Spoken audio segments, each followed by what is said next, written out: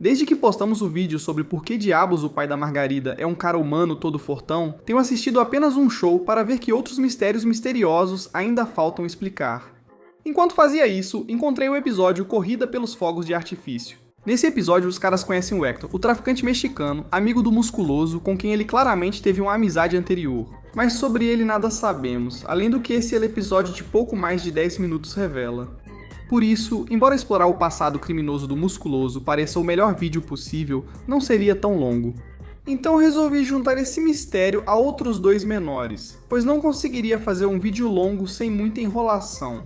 Qual foi o último favor horrível e censurado que Rigby pediu ao Mordecai no episódio Me Faça um Favor? E a teoria basicamente confirmada de que Mordecai, Rigby e companhia ficam bebendo álcool na tela. Então, sem mais delongas, seja bem-vindo ou bem-vinda ao Treatment. 3 mistérios misteriosos de apenas um show. Número 1. Mordecai e Rigby bebem na tela constantemente?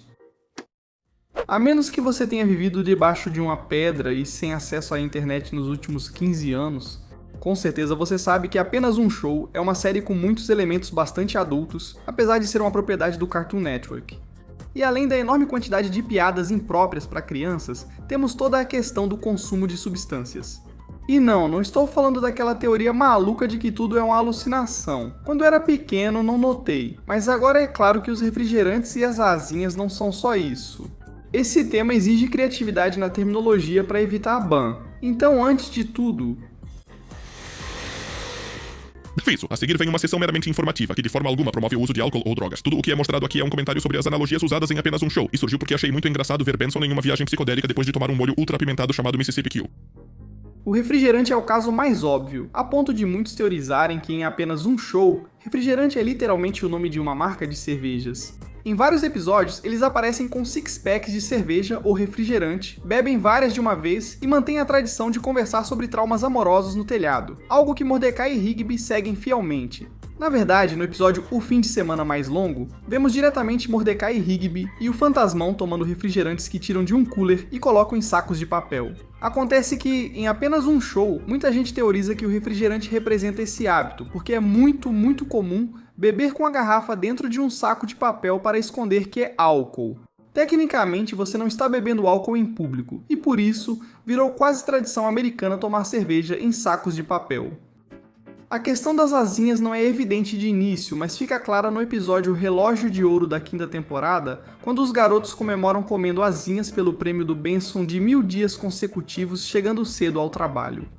Aqui Skips e Picolé dizem para eles tomarem muito cuidado para não exagerarem nas asinhas, porque às vezes as pessoas fazem coisas das quais se arrependem com o estômago cheio de asinhas. O episódio corta para Benson com lapsos de memória no deserto em situação tipo se beber não case, depois de ter bebido uma quantidade industrial de asinhas na noite anterior. Vendo outros episódios como Homens Uniformizados ou Desvidiço, fica bastante óbvio que o reino das asinhas é basicamente um bar, e as asinhas funcionam como uma bebida alcoólica forte e destruidora, em contraste com as refrigerantes que só são consumidas socialmente. Independentemente de serem alcoólicas, tudo isso se relaciona ao alcoolismo do Benson, mas esse tema fica para outra vez, pois ainda há outros psicoativos mostrados na série. Todos conhecem a lendária Mississippi Queen, e talvez você já tenha notado que Mordecai e Rigby não são bobos, mas grandes fãs da alface desmonetizável fora de cena. Talvez você até já tenha feito a conexão sobre o que realmente representava o café ultra forte do episódio Ingressos com Cafeína, mas talvez não saiba que, por algum motivo, a água também parece ser uma bebida alcoólica. Sim, é bem estranho, mas grande parte do episódio A Revanche acontece no McHooligans, que parece ser a versão do desenho de um bar irlandês. No meio do episódio, os caras voltam ao bar e quando Benson diz que vai pagar as bebidas. Rigby responde que vai pedir um gelo on the rocks, e o Papai Leita menciona que vai pedir uma água saborizada, mas no idioma original ele realmente diz que vai pedir uma aquarita, como uma margarita, mas de água. O que isso parece indicar é que não existe apenas água normal, mas também aqua, e é um licor muito comum nesse mundo. Algo que você pode achar, junto com todo o resto, bem estranho para um desenho do Cartoon Network. Mas se você lembrar que originalmente a série ia passar no Adult Swim, e realmente tudo no desenho é baseado em J.G. Quintel e na sua bagunçada vida universitária, tudo faz todo sentido. Número 2. Qual foi o último favor que Rick e Rigby pediram para Mordecai? No episódio Me Faça um Favor, Mordecai, Rick e Rigby fazem favores entre si, seguindo a lógica de ficarem devendo uns aos outros. Isso rapidamente sai do controle, quando Mordecai troca 10 favores com Rick e Rigby para poder sair em um encontro duplo com Margarita e Aileen, a quem Rick e Aileen. Rigby não quer nem ver. Durante o encontro, Rick e Rigby usam seus favores para sabotar Mordecai, com ações cada vez mais horríveis e vergonhosas, e o favor número 10 acaba sendo algo tão horripilante que nunca nos explicam claramente o que é. É tão nojento que Mordecai se recusa a fazer, a ponto da casa começar a se partir ao meio por terem abusado do poder dos favores e pela recusa de Mordecai diante de tal ato abominável. No final, Mordecai precisa cumprir seu favor para salvar a todos, temendo que Margarida perca o respeito por ele. Enquanto isso, vemos apenas os rostos horrorizados dos funcionários e Rigby gravando tudo. Então, o que diabos foi que Rigby obrigou Mordecai a fazer? Bem, a primeira pista que temos são os barulhos que ele faz. Os sons parecem aleatórios, mas muitos na internet acreditam que seja uma dança de acasalamento.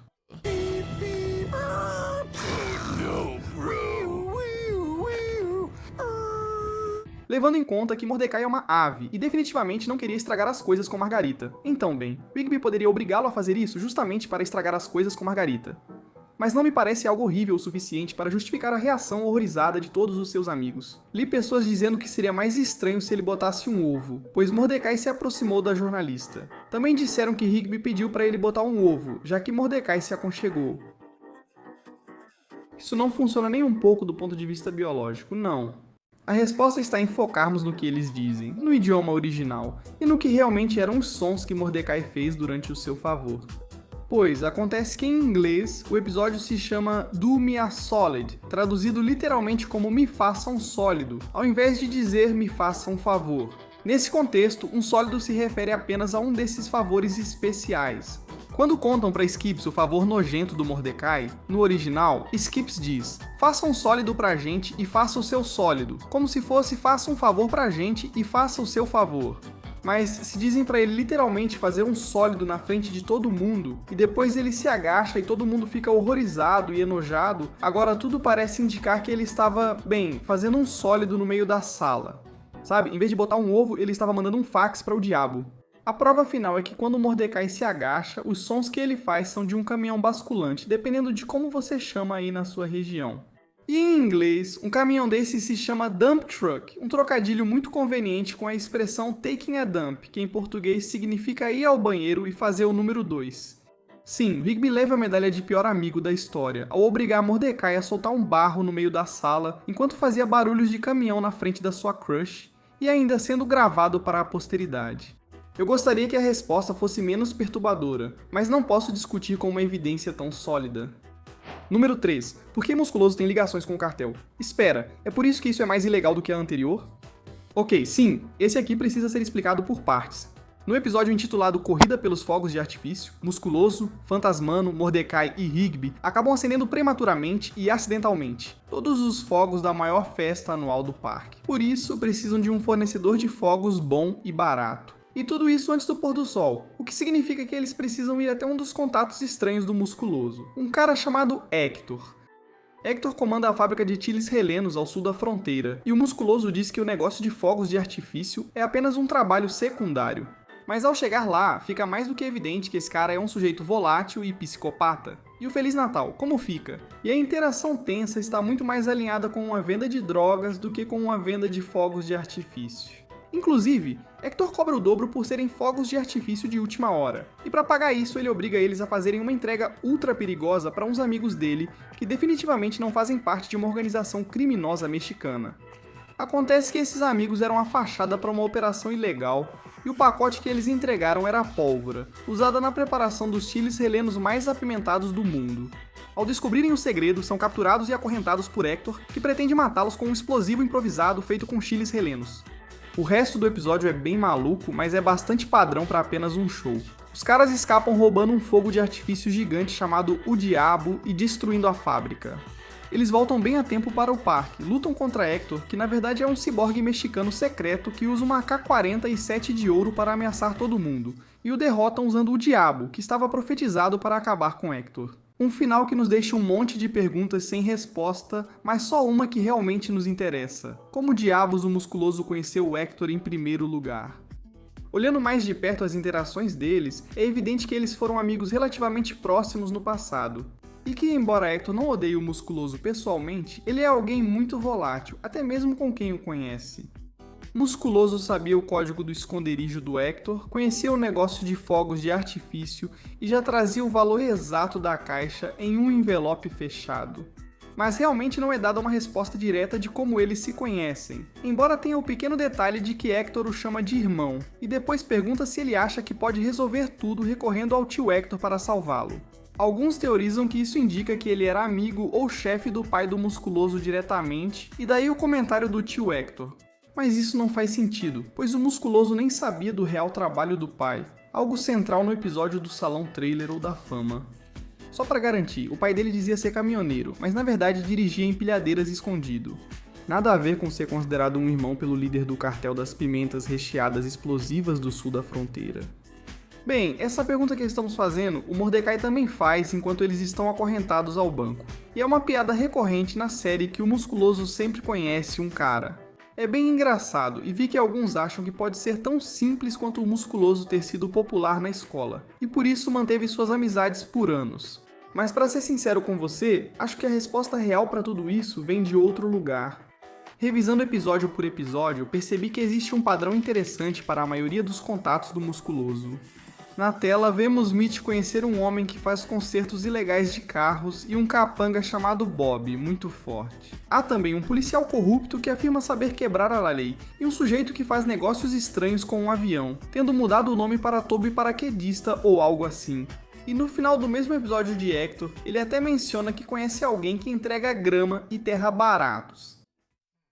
Todos esses são contatos necessários se você faz parte de uma organização criminosa e perigosa, a julgar pelo lance da grama, e realmente não servem para mais nada. Musculoso também conhece pessoas que trabalham em vários lugares que vendem comida. Na verdade, a maioria dos contatos dele indica que ele integrava uma organização criminosa, o que significa que Musculoso fazia parte desse mesmo cartel no passado, provavelmente quando era bem jovem. E ele saiu de forma não violenta a julgar pelo bom relacionamento que mantém com todos. E estou até preparado para ir um pouco além. Sabemos que Musculoso tem outro amigo que é policial, mas ele ficou preso por um tempo. Alguém que pode tê-lo induzido a essa vida de crime quando era jovem, mas também é próximo o bastante para perdoá-lo caso ele quisesse sair em algum momento.